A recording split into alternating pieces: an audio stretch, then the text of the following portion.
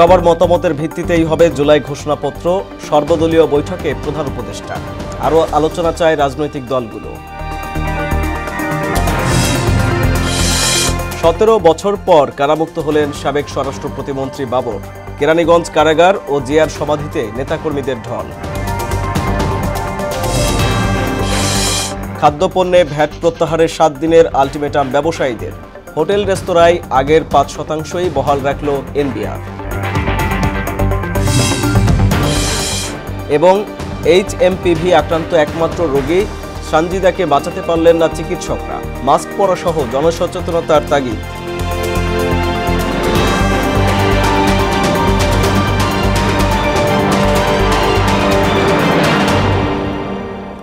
আসসালামু আলাইকুম, সবাইকে মোহনা সংবাদে স্বাগত। শুনছিলেন শিরোনাম, সঙ্গে আছি আমি আরিফুল ইসলাম। এবার পুরো খবর।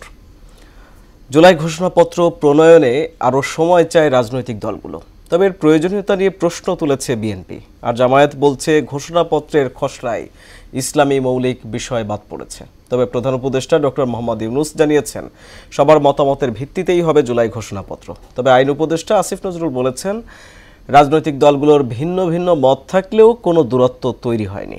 আরও জানাচ্ছেন নাসির উদ্দিন। জুলাই গণঅভ্যুত্থানের ঘোষণাপত্র চূড়ান্ত করতে রাজনৈতিক দল ও অন্য অংশীজনের সঙ্গে বৈঠক করেন অন্তর্বর্তী সরকারের প্রধান উপদেষ্টা doctor Mohammad Yunus. Foreign service একাডেমিতে আয়োজিত সভার সূচনা বক্তব্যে তিনি বলেন, সবার মত আর একতার ভিত্তিতে ঘোষণাপত্র দিতে চায় সরকার। আমাদের অনুভূতি এখনো সে চাঙ্গা আছে, আমরা জাতি হিসেবে ঐক্যবদ্ধভাবে আছে এবং আপনারা দোয়া করবেন। আমি যতদিন আছি এই একতা নিয়েই থাকবো। আমাদেরকে সেই সাহসটা আপনারা দেন যখন আমি আপনাদের সঙ্গে একত্রে বসি। আজকে খুবই সাহসী মনে হচ্ছে আপনাদেরকে দেখে। সভা চলে 2 ঘন্টার মতো। পরে গণমাধ্যম কর্মীদের সঙ্গে কথা বলেন রাজনৈতিক দলগুলোর নেতারা। উদ্যোগের প্রয়োজনীয়তা নিয়ে প্রশ্ন তুলে বিএনপি নেতা সালাউদ্দিন আহমেদ বলেন, এতে ফ্যাসিবাদ বিরোধী ঐক্যে যেন ফাটল না ধরে। আমরা প্রশ্ন করেছি যে জুলাই গণঅভ্যুত্থানের ঘোষণাপত্রের আসলে এই 5.5 মাস পরে কোনো প্রয়োজন ছিল কিনা। ফ্যাসিবাদ বিরোধী যে ঐক্য সৃষ্টি হয়েছে সেখানে কোনো ফাটল সৃষ্টি না হয় সেদিকেও আমাদের লক্ষ্য রাখতে হবে। জামাত সেক্রেটারি বলেন, ঘোষণাপত্র নিয়ে খুব বেশি তাড়াহুড়া সমীচীন হবে না।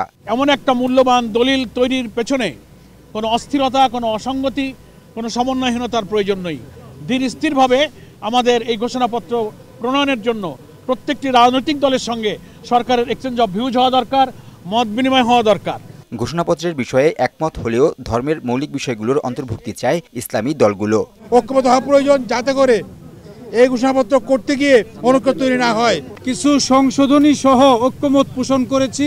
আরও আলোচনা এবং একটি জাতীয় কমিশন গঠনের দাবি জানায় কয়েকটি রাজনৈতিক দল। ফ্যাসিবাদ বিরোধী আন্দোলনের অংশ হিসাবে ঠিক একইভাবে ঘোষণাপত্রটাও একত্রে আমাদের সবাইকে একমত হয়ে করা দরকার। জাতীয় কমিটি বা একটি জাতীয় কমিশন গঠন করতে হবে। সেই কমিশন প্রত্যেকটা স্টেক হোল্ডারের সাথে বসবে। এটা তাড়াহুড়া করে জানতানো প্রক্রিয়ায় যাতে কোনোভাবে এটা তৈরি না হয়। বৈঠক শেষে নিজেদের মতামত তুলে ধরেন বৈষম্য বিরোধী ছাত্র আন্দোলন এবং নাগরিক কমিটির নেতারাও। বাংলাদেশকে একটি সমৃদ্ধশালী গণতান্ত্রিক রাষ্ট্র হিসেবে প্রতিষ্ঠিত করতে আমাদের এই জুলাই ঘোষণাপত্র ঐতিহাসিক গুরুত্বপূর্ণ ভূমিকা পালন করবে। আমরা আমাদের কিছু অবজারভেশন দিয়েছি ঘোষণাপত্রের বিষয়ে, সকল দলে কিছু অবজারভেশন দিয়েছে। ব্রিফিংয়ে উপদেষ্টা আসিফ নজরুল বলেন, ঘোষণাপত্র নিয়ে রাজনৈতিক দলের সঙ্গে দূরত্ব বাড়েনি, তবে আরও আলোচনা করতে হবে। এতে অনৈক্যের সুর দেখি না, বরং আরও সবাই মিলে সমন্বিতভাবে যেন কাজ করা যায়, সবার মতামত যেন সঠিকভাবে প্রতিফলিত হয়, সবাই যেন ফিল করে এই জুলাই গণঅভ্যুত্থান ঘোষণাপত্রের মালিকানা তারও আছে। বৈঠকে অংশ নেওয়া অংশীজনরা জানান, এ নিয়ে দ্বিতীয় দফায় বৈঠক হবে। নাসির উদ্দিন, মোহনা সংবাদ, ঢাকা। জুলাই আগস্টে গণঅভ্যুত্থান চলাকালে বিভিন্ন ঘটনার কোনো তথ্য যাতে মুছে ফেলা না হয় এবং সকল ডিজিটাল তথ্য সংরক্ষণ করতে এনটিএমসি ও বিটিআরসিকে নির্দেশ দিয়েছে আন্তর্জাতিক অপরাধ ট্রাইব্যুনাল। এদিকে জামায়াত নেতা ডাক্তার ফয়েজ আহমদকে হত্যার ঘটনায় শেখ হাসিনা সহ 41 জনের বিরুদ্ধে ট্রাইব্যুনালে অভিযোগ দায়ের করছে নিহতের পরিবার। বিস্তারিত কাজী পাপ্পুর রিপোর্টে। জুলাই আগস্ট গণহত্যা ও মানবতাবিরোধী অপরাধের তদন্তে দেশের সব মোবাইল অপারেটিং কোম্পানিকে সহায়তার নির্দেশ দিয়েছেন আন্তর্জাতিক অপরাধ ট্রাইব্যুনাল। একই সঙ্গে জুলাই আগস্টের অভ্যুত্থান চলাকালে ধারণ করা সব তথ্য সংগ্রহে রাখতে বাংলাদেশ টেলিযোগাযোগ নিয়ন্ত্রণ কমিশন ও ন্যাশনাল টেলিকমিউনিকেশন মনিটরিং সেন্টারকে নির্দেশ দেওয়া হয়েছে। টেলিকমিউনিকেশন অপারেটরস আছে এবং ইন্টারনেট সার্ভিস প্রোভাইডার আছে, তাদের কম্প্রিহেন্সিভ ইনভেস্টিগেশন করে তারপরে অ্যানালাইজ করা তাদের network system device, IT log, sys log and other relevant digital footprints, এগুলোর ব্যাপারে যাতে তদন্ত কাজে তারা সাহায্য করেন সেই ব্যাপারে তাদেরকে একটা নির্দেশনা দিয়েছেন। তদন্ত সংস্থা যে কোনো অথরিটির, যে কোনো ব্যক্তিকে ডাকতে পারবে, যে কোনো অথরিটিকে ডাকতে পারবে, যে কোনো ডকুমেন্ট সিজ করতে পারে, ডকুমেন্ট চাইতে পারবে, দেখতে পারবে, সব ক্ষমতা কিন্তু এই আইনে দেওয়া আছে। এদিকে 2013 সালে লক্ষ্মীপুর জেলার জামাতের নায়েবে আমির ডাক্তার ফয়েজ আহমেদকে নিজ বাসায় গুলি করে হত্যার ঘটনায় সাবেক প্রধানমন্ত্রী শেখ হাসিনা ও সাবেক সামরিক উপদেষ্টা তারেক আহমেদ সিদ্দিকী সহ 41 জনের বিরুদ্ধে আন্তর্জাতিক অপরাধ ট্রাইব্যুনালে অভিযোগ দায়ের করা হয়েছে। 1.5 ঘন্টা অত্যাচার করার পরে ওনাকে হত্যা করার উদ্দেশ্যে পায়ে গুলি করে ছাদ থেকে হাত বেঁধে ছাদ থেকে 3 তলার উপর ছাদ থেকে ফেলে দিলেন। সাবেক স্বরাষ্ট্রমন্ত্রী মহিউদ্দিন খান আলমগীর, সাবেক ADG RAB major general Ziaul Ahsan এবং র্যাব 11 এর সাবেক সিইও তারেক সাইদ সহ র্যাব 11 টিম, যে টিমটি অভিযানে গিয়েছিল লক্ষ্মীপুরে। বৈষম্যবিরোধী ছাত্র আন্দোলন চলাকালে রাজধানীর উত্তরায় গুলিতে মীর মাহফুজুর রহমান মুগ্ধ নিহত হওয়ার ঘটনায় আন্তর্জাতিক অপরাধ ট্রাইব্যুনালে অভিযোগ করেছে তার পরিবার। কোনো নাম বাদে শুধুমাত্র অভিযোগ দায়ের করে গিয়েছে এবং আমরা আশা রাখি এই সরকার এবং এই ট্রাইব্যুনাল আমাদের সেই আশা পূরণ করতে সক্ষম হবে। কাজী পাপ্পু, মোহনা সংবাদ, ঢাকা। দেশে দিনের ভোট রাতে হওয়ার আর কোনো সুযোগ নেই বলে জানিয়েছেন নির্বাচন কমিশনার আব্দুর রহমানেল মাসুদ। সংস্কার কমিশনের সুপারিশ নিয়ে এখনই মন্তব্য করতে না চাইলেও রাজনৈতিক দলগুলোর সদিচ্ছা এক্ষেত্রে সবচেয়ে গুরুত্বপূর্ণ বলেও মন্তব্য করেন তিনি। এবার আসাদের প্রতিবেদন। বুধবার প্রধান উপদেষ্টার কাছে 150টি সুপারিশ জমা দেয় নির্বাচন ব্যবস্থা সংস্কার কমিশন। এগুলো বাস্তবায়নে সংবিধান সংশোধনেরও প্রয়োজন হতে পারে। নির্বাচন ভবনে দুপুরে সাংবাদিকদের সঙ্গে কথা বলেন কমিশনার আব্দুর রহমানেল মাসুদ। সুপারিশ আনুষ্ঠানিকভাবে হাতে না পেলেও তিনি জানান, দ্রুত সংস্কার প্রক্রিয়া শেষ হলে নির্বাচনী প্রস্তুতিতেও গতি আসবে। আমি যতদূর জেনেছি যে 400 করবে, আপার হাউস, লোয়ার হাউস করবে, তাহলে কনস্টিটিউশন একটা করার দরকার, সংশোধনের প্রস্তাব আসবে। সব কিছু যখন একটা শেপে আসবে তখন হয়তো আমরা চিন্তা করব যে কিভাবে আমাদের এই ইলেকশন কমিশনকে কিভাবে এম্পাওয়ার করা যায়। দ্রুত সংস্কার হয়ে আসবে, তত দ্রুত আপনাদের প্রস্তুতি নিতে সুবিধা কিনা? যত দ্রুত আসবে ততই প্রস্তুতি সহজ, কথা এটা। যত দ্রুত আসবে ততই আমাদের জন্য সহজ হবে। সুষ্ঠু নির্বাচন আয়োজনে রাজনৈতিক দলগুলোর আচরণ ও সদিচ্ছা গুরুত্বপূর্ণ বলেও মত দেন মাসুদ। যারা নির্বাচনে অংশগ্রহণ করবে, যে সমস্ত দল, তাদের যে আচরণ, তাদের যে মনোভাব, সেটা অবশ্যই নির্বাচনের জন্য সহায়ক না হলে তো সঠিক নির্বাচন করা কঠিন হবে। তাদেরও সহায়ক হতে হবে, তাদের মন মানসিকতা প্রস্তুত থাকতে হবে। একটা সুস্থ নির্বাচনের জন্য যে যে এলিমেন্টস কাজ করে সকলের একত্রিত সমাহার থাকলেই না সুন্দর একটা ইলেকশন হবে। দেশে আর কখনোই রাতের ভোট ফিরে আসার সুযোগ থাকছে না বলেও আশ্বস্ত করেন এই নির্বাচন কমিশনার। অবশ্যই হবে না, অবশ্যই হবে না।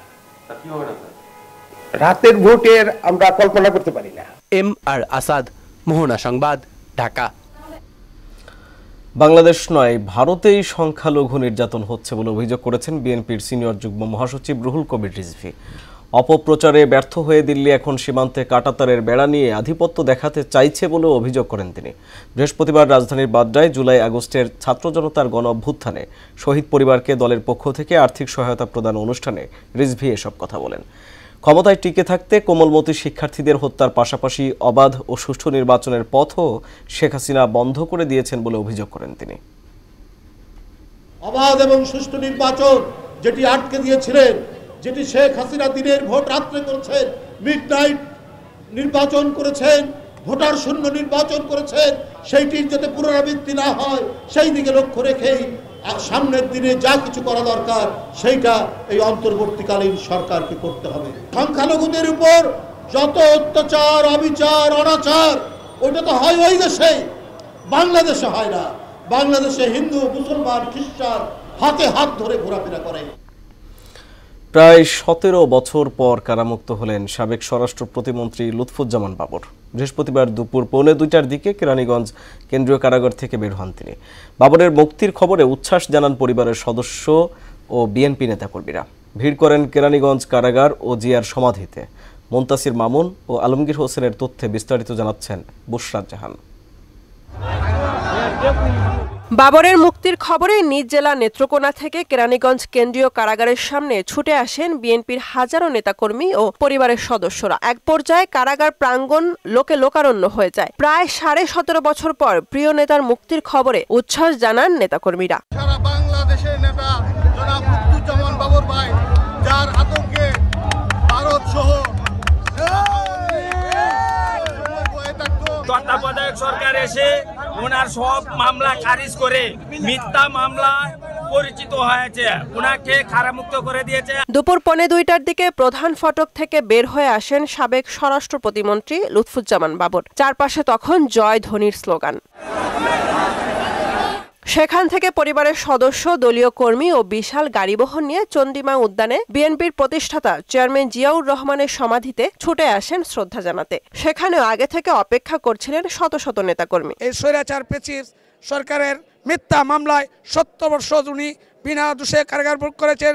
শুধু তাই নয়, উনিকে মারি পাওয়ার জন্য অনেকবার চেষ্টা করা হয়েছে। ভালো লাগতেছে, দীর্ঘ 17 বছর পর বিএনপি রাজনীতির সাথে জড়িত ছিল, মিথ্যা মামলা নিয়ে অনেক হয়রানিমূলক দীর্ঘদিন রিমান্ড খাটছে, মুক্তি পেয়েছে, অনেক ভালো লাগতেছে। আমার দীর্ঘ রাজনৈতিক জীবনে আমি একজন রাজনীতিবিদের মুক্তি পর মানুষের এরকম উল্লাস আমি কখনো দেখিনি। 5ই আগস্টে পতিত যে ফ্যাসিস্ট সরকার, যেই জুলুম, যেই নির্যাতন, আমাদের বড় ভাই, আমাদের অভিভাবক জনাব লুৎফুজ্জামান, সাবেক সফল স্বরাষ্ট্রমন্ত্রী জনাব লুৎফুজ্জামান বাবর ভাইয়ের উপর যে অত্যাচার করেছে, সেটা নিয়ে আমরা সবাই জানি। বাংলাদেশের সব রকম মানুষই আমরা এই ইতিহাস জানি। 2004 সালের 1 এপ্রিল মধ্যরাতে চট্টগ্রামের ইউরিয়া সার কারখানা জেটিতে খালাসের সময় বিপুল পরিমাণে অস্ত্রসহ 10টি ট্রাক আটক করে আইনশৃঙ্খলা বাহিনী। সরকার পরিবর্তনের পর 1/11-এর সময় 2007 সালের 28 মে দুর্নীতির অভিযোগে গ্রেফতার হন লুৎফুজ্জামান বাবর। দায়েরকৃত মামলার মধ্যে 2টিতে মৃত্যুদণ্ড এবং 10 ট্রাক অস্ত্র মামলায় যাবজ্জীবন কারাদণ্ড দেওয়া হয়। গত বছরের 5 আগস্ট আওয়ামী লীগের সরকারের পতনের পর এইসব মামলার আপিল শুনানি শেষে একে একে খালাস পান বাবর। সবশেষ 14 জানুয়ারি আলোচিত 10 ট্রাক অস্ত্র মামলায় যাবজ্জীবন কারাদণ্ড থেকে তাকে খালাস দেন বিচারপতি মোস্তফা জামান ইসলাম ও বিচারপতি নাসরিন আক্তারের সমন্বয়ে গঠিত হাইকোর্ট বেঞ্চ। বুশরাত জাহান, মোহনা সংবাদ। খাদ্যপণ্যের উপর ভ্যাট ও সম্পূরক শুল্ক প্রত্যাহারের 7 দিনের আলটিমেটাম দিয়েছেন ব্যবসায়ীরা।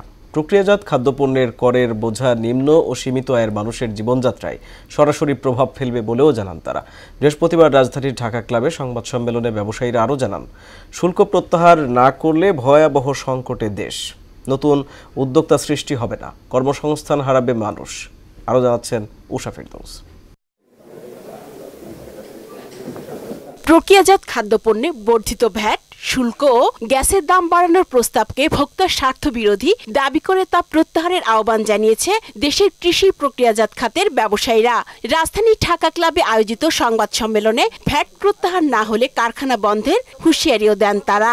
যারা উদ্যোক্তা তারা যদি ভালো লাইনে ব্যবসা দাঁড় করাইতে না পারে, করতে না পারে, তাইলে তো এটা প্রশ্নবিদ্ধ হয়ে যাবে। বক্তারা বলেন, কৃষি খাদ্য প্রক্রিয়াজাত শিল্পের অবদান জিডিপিতে বর্তমানে 7.7%। এ খাতে 5 লাখের বেশি শ্রমিক কাজ করছেন। সরকারের এই সিদ্ধান্তে পুরো খাত সংকটের মধ্যে পড়বে। হঠাৎ করে কোনো পরিকল্পনা ছাড়া, কোনো আলোচনা ছাড়া আমাদের যে ভ্যাট বৃদ্ধি করা হচ্ছে, সেটা অবশ্যই ক্ষতিকর সম্মুখীন হবে। প্রাণ আরএফএল গ্রুপের চেয়ারম্যান ও প্রধান নির্বাহী আহসান খান চৌধুরী বলেন, দেশের 160টিরও বেশি পণ্য দেশের বাইরে যাচ্ছে, তাই এই বাজারকে ধ্বংসের হাত থেকে রক্ষার আহ্বানও জানান তিনি। স্যার, আমরা রাস্তায় নামতে চাই না, আমরা ব্যবসায়ী।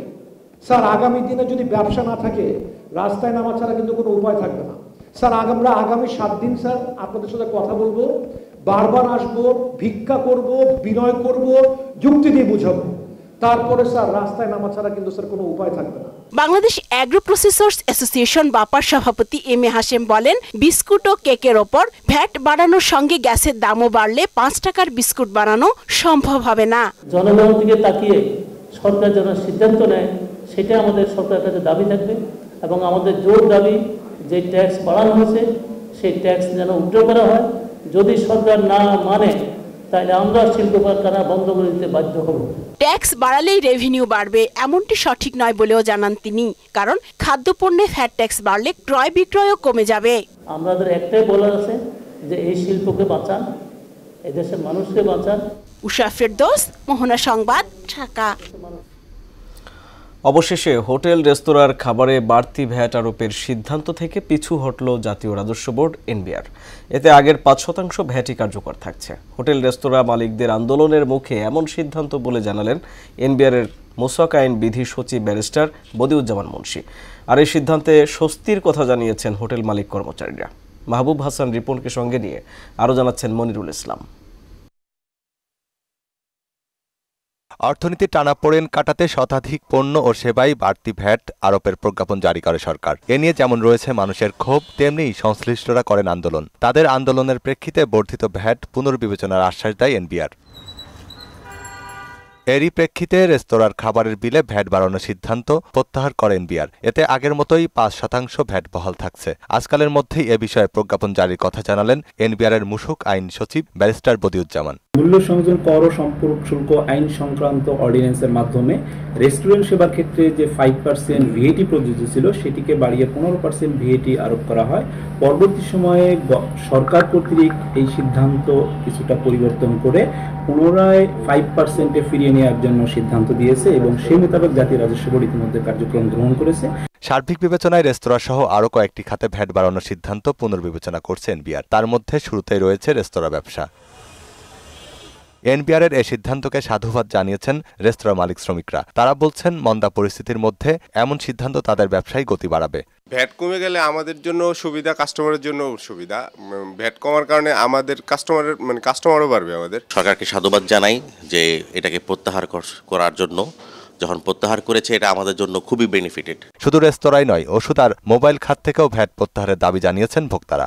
এটা তুলে নিলে অবশ্যই গ্রাহকদের জন্য ভালো হয়, সেই ক্ষেত্রে আমাদের অবশ্যই সুবিধা আছে। সাধারণ জনগণের তো অবশ্যই কষ্ট হবে। ওষুধের দাম আগেও বাড়ছে, এখনো বাড়তেছে। প্রতিনিয়ত ঔষধের দাম বাড়তেছে, আমরাও জানি না, এমআরও জানে না, কেউই জানে না। আমরা যখন বিক্রি করতে যাই তাই দেখি যে বক্সে। প্রসঙ্গত গত 9 জানুয়ারি এনবিআর সমজাতীয় 43 পণ্য সহ শতাধিক পণ্য ও সেবায় ভ্যাট ও শুল্ক বাড়িয়ে প্রজ্ঞাপন জারি করে। মনিরুল ইসলাম, মোহনা সংবাদ, ঢাকা। রাজধানীর সংক্রামক ব্যাধি হাসপাতালে মৃত্যু হয়েছে সানজিদা আক্তার নামে একজন HMPV আক্রান্ত রোগীর। অবশ্য অন্যান্য জটিল রোগেও ভুগছিলেন তিনি। বৃহস্পতিবার সচিবালয় সংবাদ সম্মেলনে প্রধান উপদেষ্টার বিশেষ সহকারী সাইদুর রহমান এ তথ্য জানান। তিনি আরও জানান, দেশে HMPV শনাক্ত হওয়া কোনো ব্যক্তির মৃত্যুর তথ্য এটিই প্রথম। শামীমুজ্জামান চৌধুরীর রিপোর্ট। নতুন করে উদ্বেগ বাড়াচ্ছে হিউম্যান মেটানিউমো ভাইরাস HMPV। শ্বাসতন্ত্রবাহিত সংক্রামক ব্যাধির জন্য দায়ী ভাইরাস। দেশে HMPV শনাক্ত ব্যক্তির মৃত্যুর খবরের পরে সচিবালয়ে সংবাদ সম্মেলন করে স্বাস্থ্য মন্ত্রণালয়। এতে সাংবাদিকদের ব্রিফ করেন প্রধান উপদেষ্টার বিশেষ সহকারী ডাক্তার সাইদুর রহমান। তিনি জানান, দেশে HMPV শনাক্ত হওয়া কোনো ব্যক্তির মৃত্যুর তথ্য এটি প্রথম। আক্রান্ত ব্যক্তি আরও বেশ কয়েকটি জটিল রোগে ভুগছিলেন বলেও জানান তিনি। সঞ্জু নামে যে রোগী মৃত্যুবরণ করেছেন, তিনি আসলে আক্রান্ত হয়েছিলেন বা অসুস্থ বোধ করছিলেন 1 মাসের অধিক সময়কাল ধরে। উনি ওবেস ছিলেন, ওনার থাইরয়েড ডিসফাংশন ছিল এবং উনি আসলে ক্লেবশিয়েলা দিয়ে সেপসিস ডেভেলপ করার পরে সেপসিসের কারণে মাল্টি অর্গান ফেলিয়ার হয়ে মৃত্যুবরণ করেছেন। এটি সাধারণ ফ্লুর মতো, শুধু এর কারণে মৃত্যু হয় এমনটি বলা যাচ্ছে না বলেও জানান ডাক্তার সাইদুর রহমান। তবে সবাইকে সচেতন থাকার পাশাপাশি স্বাস্থ্যবিধি মানার পরামর্শ দেন। কতগুলো সাধারণ স্বাস্থ্যবিধি মেনে চলার আমরা পরামর্শ দিতে চাই, এটা কোনো নির্দেশনা নয়। আসলেই খুবই ভালো হয় যদি এই সময়কালে যখন কেউ অসুস্থ থাকবেন তিনি যদি জনসমক্ষে থেকে বেশি জনগণের মানুষের মধ্যে না আসেন, সাধারণ মানুষও যখন নাকি অনেক মানুষের মধ্যে যাবেন তখন যদি উনি মাস্ক পরেন তাহলে, এবং যখন অসুস্থ বোধ করবেন উনি যেন ঘরে থাকেন। সারা বিশ্বে এই ভাইরাস নিয়ে কোনো সতর্কতা জারি করেনি, আর এই ভাইরাসে কোনো ভ্যাকসিন আবিষ্কার হয়নি বলেও জানান প্রধান উপদেষ্টার বিশেষ সহকারী। গবেষণাধীন 2-1টি ভ্যাকসিনের কথা শোনা যায়, কিন্তু এখন পর্যন্ত এটি ভ্যাকসিন আকারে আসার সম্ভাবনা নিকট ভবিষ্যতে নেই। মহামারী আকার ধারণ করলে স্বল্প সময়ে দেশের হাসপাতালগুলোকে প্রস্তুত করা যাবে বলেও জানান ডাক্তার সাইদুর রহমান। দেশের 30টি জেলায় এই প্রস্তুতি আছে আপনারা জানেন, এবং বাকি 34টি জেলাতেও এই প্রস্তুতিগুলোকে আমরা অন্ত করে ফেলতে চেষ্টা করব ইতিমধ্যে দ্রুতই। শামীমুজ্জামান চৌধুরী, মোহনা সংবাদ, ঢাকা। সীমান্তে ফেলানির মতো আর কারো লাশ সহ্য করা হবে না বলে জানিয়েছেন বৈষম্য বিরোধী ছাত্রনেতা ও জুলাই শহীদ স্মৃতি ফাউন্ডেশনের সাধারণ সম্পাদক সার্জিস আলম। বৃহস্পতিবার কুড়িগ্রামের স্বাধীনতা বিজয় স্তম্ভে ফেলানির বাড়ির উদ্দেশ্যে লং মার্চে একথা বলেন তিনি। ফেলানি হত্যার বিচার, সীমান্তে হত্যা বন্ধ, সীমান্তে মরণঘাতী অস্ত্রের ব্যবহার বন্ধ সহ 5 দফা দাবি জানান সার্জিস। ওমর ফারুকের প্রতিবেদন, জানাচ্ছেন শারমিন স্বর্ণা। 2011 সালের 7 জানুয়ারি দিনাজপুরের ফুলবাড়ির অনন্তপুর সীমান্তে ফেলানিকে গুলি করে নির্মমভাবে হত্যা করে বিএসএফ। এরপর একটানা 4.5 ঘন্টা কাঁটাতারে ঝুলে থাকে ফেলানির নিথর দেহ। এ ঘটনায় তোলপাড় শুরু হলে 2013 সালের 13 আগস্ট ভারতের কোচবিহারে জেনারেল সিকিউরিটি ফোর্সেস কোর্টে ফেলানি হত্যা মামলার বিচার শুরু হয়। 13 বছরেও বিচার হয়নি ফেলানি হত্যার। অবশেষে বিচারের দাবিতে মার্চ ফর ফেলানি কর্মসূচি পালন করে জাতীয় নাগরিক কমিটি ও বৈষম্য বিরোধী ছাত্র আন্দোলন কুড়িগ্রাম শাখা। এতে নেতৃত্ব দেন অন্যতম সমন্বয়ক সার্জিস আলম। তিনি জানান, সীমান্তে যদি আবার কারো লাশ ঝুলে থাকে তাহলে কাঁটাতারকে লক্ষ্য করে মার্চ ফর ফেলানির মতো লং মার্চ করা হবে। আর কোন সীমান্তে ফেলানির লাশ আমরা সহ্য করব না। সীমান্তের প্রত্যেকটি হত্যার বিচার করতে হবে। বাংলাদেশের যত নাগরিক সীমান্তে লাশ হয়েছে তার বিচার আন্তর্জাতিক আদালতে করতে হবে বলেও জানান সার্জিস। বাংলাদেশের সীমান্তের কোন একটি জায়গায় 1 ফোঁটা রক্ত ঝরে তাহলে 100 ফোঁটা রক্ত দিয়ে তার মূল্য আমরা নিব। শারমিন স্বর্ণা, মোহনা সংবাদ। গত কয়েকদিন ধরেই কুয়াশার চাদরে ঢাকা উত্তর জনপদ। এতে বিপর্যস্ত হয়ে পড়েছে জনজীবন। উত্তরের জেলা পঞ্চগড়ে কনকনে বাতাসের সঙ্গে ঘন কুয়াশায় বিপাকে পড়েছেন কর্মজীবী মানুষ। এদিকে শীতের দাপটে কুষ্টিয়ায় বেড়ে গেছে ঠান্ডাজনিত রোগের প্রকোপ। এ সময়টায় শিশু বৃদ্ধদের বাড়তি যত্ন নেওয়ার পরামর্শ দিয়েছেন চিকিৎসকরা। বিস্তারিত জানাচ্ছেন তাহসিন তারিন। পঞ্চগড়ে মাঘ মাসের শুরু থেকেই সর্বনিম্ন তাপমাত্রা, উত্তরের হিমেল বাতাস আর ঘন কুয়াশায় চরম বিপাকে পড়েছে খেটে খাওয়া মানুষ। খড়কুটো জ্বালিয়ে শীত নিবারণ করছেন অনেকে। ঘন কুয়াশার কারণে হেডলাইট জ্বালিয়ে সড়কে চলাচল করছে যানবাহন। গাড়ি ধরি একদিকে, ঠান্ডার কারণে শক্তি লাগে অনেক বেশি, একদিকে ধরি গাড়ি যায় আরেকদিকে। প্রচন্ড কুয়াশা, বরফ পড়ছে, ঠান্ডায় থাকা যাচ্ছে না সাধারণ মানুষের পক্ষে। এদিকে কনকনে শীতে কুষ্টিয়া 250 শয্যা জেনারেল হাসপাতালে দিন দিন বাড়ছে ডায়রিয়া সহ ঠান্ডাজনিত রোগীর সংখ্যা। হাসপাতালের বেডে জায়গা মিলছে না অনেকের, তাই তো বাধ্য হয়ে মেঝেতে রাখা হচ্ছে রোগীদের। এখানে বাচ্চাদের নিয়ে এসে বসার মতো কোনো কায়দা নাই। পাশে নোংরার বাথরুম টাথরুম দেওয়ার ভয়াবহ অবস্থা। বড় একটা ডাক্তার এসে দেখবে কিংবা যত্ন দেবে, সে যত্ন কেনার কোনো লোক নেই। তার একটা কথা বলি, তারা একের খাবা করে উঠছে। হাসপাতালের পরিবেশ নিয়ে আবার অভিযোগ করছেন বেশ কয়েকজন রোগী ও তাদের স্বজনরা। শীত নাই, ঠান্ডা বাতাসে বাচ্চাদের জন্য আমরা সরকারি হাসপাতালে আসছি। আজকে 5 দিন বাচ্চা নিয়ে হসপিটালে আইছি। বাচ্চার ট্রিটমেন্ট সেরকম হচ্ছে না, তারপরও চিকিৎসা ভালো দিচ্ছে না। একটু যদি আসছে তাড়াতাড়ি করে চলে যাচ্ছে। এদিকে পরিবেশ ও চিকিৎসা সেবা দিতে সীমাবদ্ধতার কথা স্বীকার করলেন হাসপাতালের এই কর্মকর্তা। ঠান্ডা হঠাৎ করে বেড়ে যাওয়ার কারণে এটা আমরা লক্ষ্য করছি যে শিশু আর ডায়রিয়া ওয়ার্ড, এই 2টা ওয়ার্ডে আমাদের প্রচুর রোগীর সংখ্যা বেড়েছে। আমরা হিমশিম খাচ্ছি, যেহেতু আমাদের 250 বেড, এখানে রোগী থাকে প্রায় 1000-এর উপরে। শুধু হাসপাতালের পরিবেশ নয়, সেবার মান বাড়ানোর দাবি ভুক্তভোগীদের। তাহসিন তারিন, মোহনা সংবাদ। দেশের বাইরের খবর। বিপুল সম্পদ, ক্ষমতা ও প্রতিপত্তি নিয়ে যুক্তরাষ্ট্রে একটি গোষ্ঠীর শাসন প্রতিষ্ঠিত হতে যাচ্ছে বলে সতর্ক করেছেন বিদায়ী প্রেসিডেন্ট জো বাইডেন। মৌলিক অধিকার ও স্বাধীনতা রক্ষার জন্য সবাইকে এগিয়ে আসার আহ্বান জানিয়েছেন তিনি। জাতির উদ্দেশ্যে দেয়া বিদায়ী ভাষণে এমনটা জানিয়েছেন মার্কিন প্রেসিডেন্ট জো বাইডেন। ইশতিয়াক হোসেনের ডেস্ক রিপোর্ট। যুক্তরাষ্ট্রে বিপজ্জনক গোষ্ঠী শাসন প্রতিষ্ঠিত হচ্ছে বলে সতর্ক করেছেন বিদায়ী প্রেসিডেন্ট জো বাইডেন। বলেন, বিপুল সম্পদ, ক্ষমতা ও প্রতিপত্তি নিয়ে একটি গোষ্ঠীর শাসন প্রতিষ্ঠিত হতে যাচ্ছে, যা দেশের অভ্যন্তরীণ গণতন্ত্রের জন্য হুমকি। মৌলিক অধিকার ও স্বাধীনতা রক্ষার জন্য সবাইকে এগিয়ে আসার আহ্বান জানান তিনি।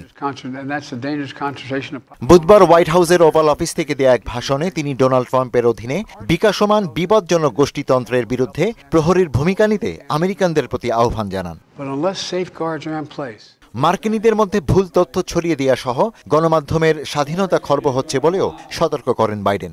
আর এতে ক্ষমতার অপব্যবহারের সুযোগ তৈরি হবে বলেও হুঁশিয়ারি দেন তিনি। এছাড়া জলবায়ু পরিবর্তন রোধে বাইডেন প্রশাসন যে পদক্ষেপ নিয়েছে, ক্ষমতাশালীরা তাদের অনিয়ন্ত্রিত প্রভাব খাটিয়ে তা নষ্ট করে দিতে চায় বলেও জানান বাইডেন। এর আগে 2020 সালের নির্বাচনে ট্রাম্পকে হারিয়ে 46তম প্রেসিডেন্ট হয়েছিলেন বাইডেন। 2024 সালের নির্বাচনেও বাইডেন লড়তে চেয়েছিলেন, তবে শেষ পর্যন্ত তিনি প্রার্থিতা প্রত্যাহার করেন। আগামী 20 জানুয়ারি 47তম মার্কিন প্রেসিডেন্ট হিসেবে শপথ নেবেন ডোনাল্ড ট্রাম্প। ইশতিয়াক হোসেন, মোহনা সংবাদ।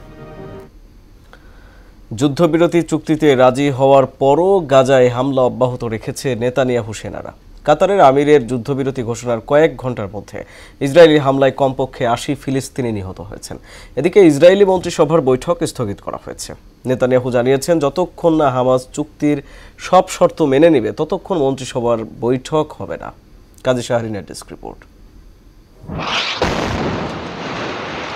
ফিলিস্তিনের গাজা উপত্যকায় 15 মাস ধরে চলা সহিংসতার পর রোববার থেকে যুদ্ধবিরতি চুক্তি কার্যকর হওয়ার কথা রয়েছে। কাতারের আমিরের এ ঘোষণার কয়েক ঘন্টার মধ্যে আবারও ইসরায়েলি বাহিনী হামলা চালায়। এতে অন্তত 80 ফিলিস্তিনি নিহত হয়েছেন। এর মধ্যে শুধুমাত্র গাজা সিটিতেই প্রাণ হারিয়েছেন 30 জন।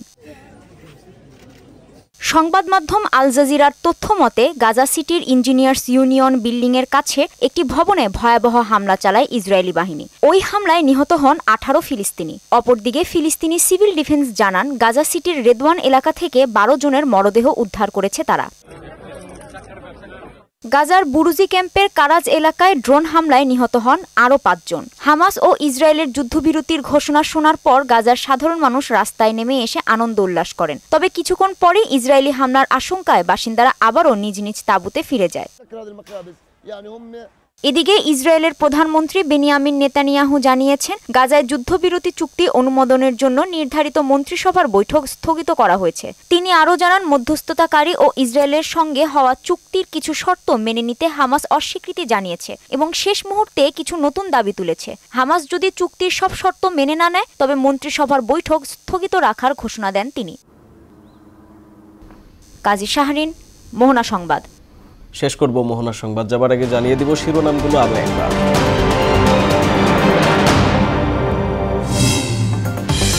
সবার মতামতের ভিত্তিতেই হবে জুলাই ঘোষণাপত্র, সর্বদলীয় বৈঠকে প্রধান উপদেষ্টা। আরও আলোচনা চায় রাজনৈতিক দলগুলো। 17 বছর পর কারামুক্ত হলেন সাবেক স্বরাষ্ট্র প্রতিমন্ত্রী বাবর। কেরানীগঞ্জ কারাগার ও জিয়ার সমাধিতে নেতাকর্মীদের ঢল। খাদ্যপণ্যে ভ্যাট প্রত্যাহারের 7 দিনের আলটিমেটাম ব্যবসায়ীদের। হোটেল রেস্তোরাঁয় আগের 5% বহাল রাখল এনবিআর। এবং এইচএমপিভি আক্রান্ত একমাত্র রোগী সানজিদাকে বাঁচাতে পারলেন না চিকিৎসকরা। মাস্ক পরা সহ জনসচেতনতার তাগিদ। এই ছিল মোহনা সংবাদে। মোহনার সবশেষ খবর জানতে ভিজিট করুন www.mohana.tv। সংবাদ দেখতে পারেন ফেসবুক, ইউটিউবেও। এতক্ষণ সঙ্গে থাকার জন্য ধন্যবাদ।